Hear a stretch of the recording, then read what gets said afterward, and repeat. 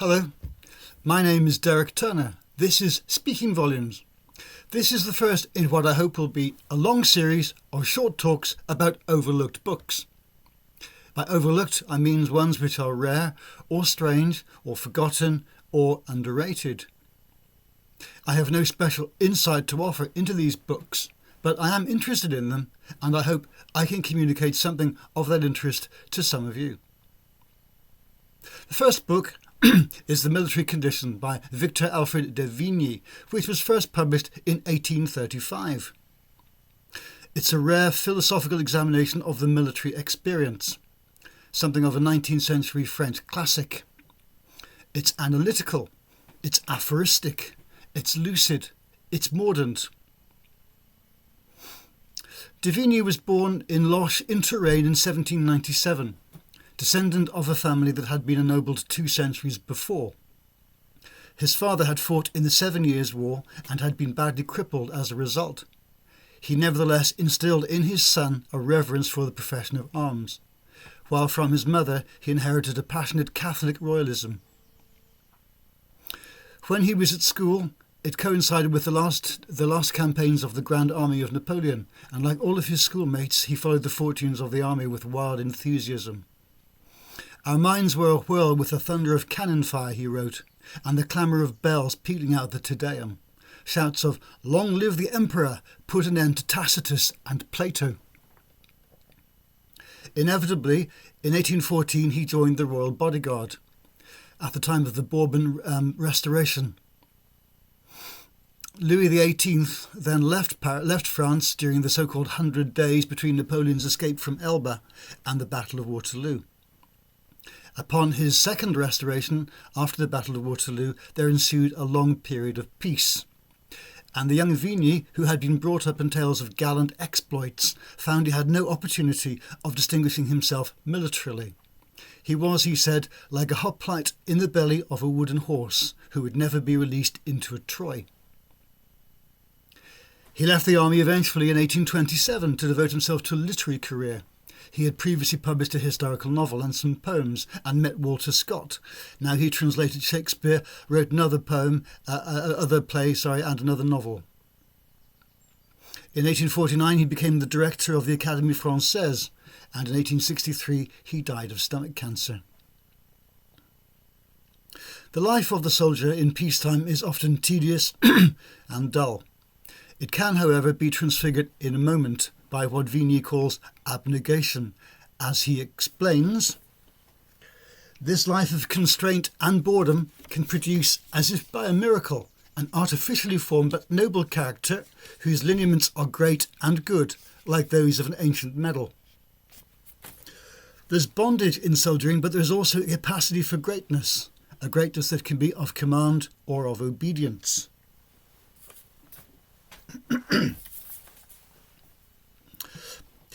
The heroism of the soldier is essentially impervious to the fortunes of war, and in fact it may show more strongly in defeat. It is not necessarily invalidated even when the soldier is enlisted in a bad cause.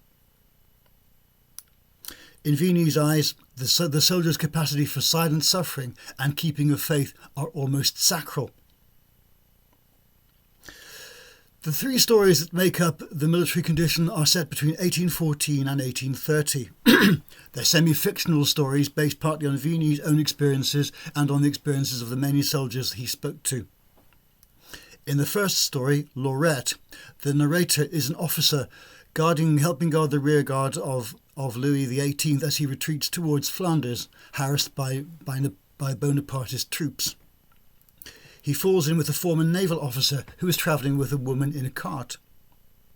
The woman in the cart is the widow of a man the naval officer had executed 18 years previously. He had executed the man although he knew the orders from the politicians in Paris were unjust and politically driven.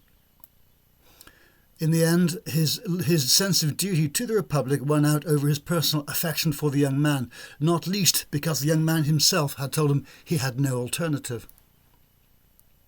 The unfortunate woman has been driven insane by the shock of what happened to her lover, and since then the captain has looked after her as he promised the executed man he would.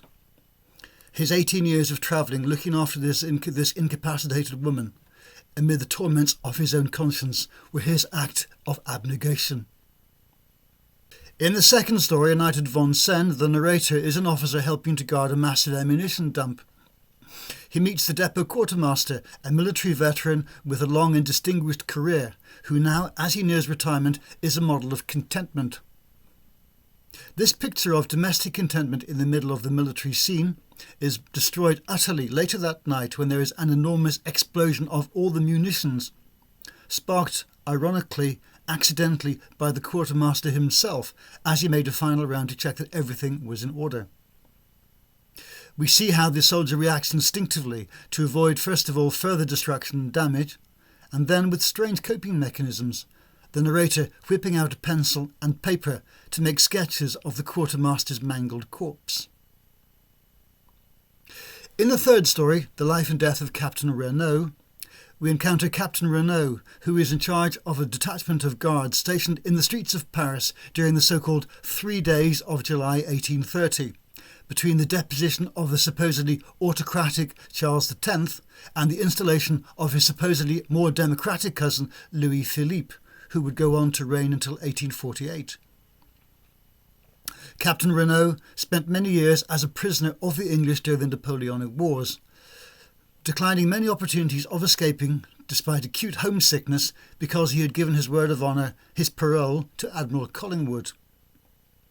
When he eventually returns to France, he finds his long absence has damaged him career-wise, and he is slighted by Napoleon, whom he had previously hero-worshipped. We see Napoleon up close and gain some insight into his capacity for greatness of command, a greatness which, as Vigny notes, is outward, active, brilliant, egotistical and capricious. It's also doomed in an increasingly democratising, mercantilising and rationalising world.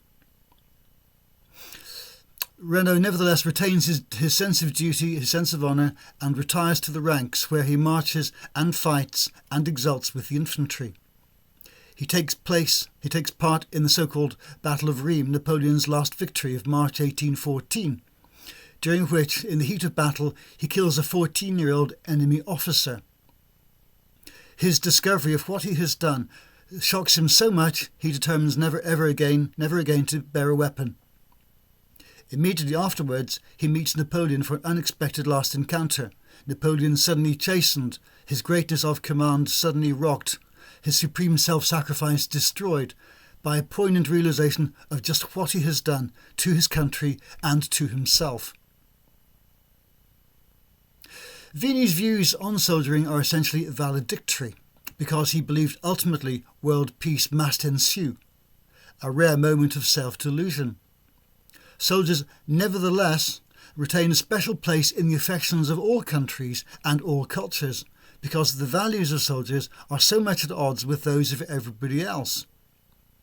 Reading Vigny today can give us insight into the essential nature of the soldier then and now. It can remind us of his capacity for unlimited selflessness and our capacity for its opposite.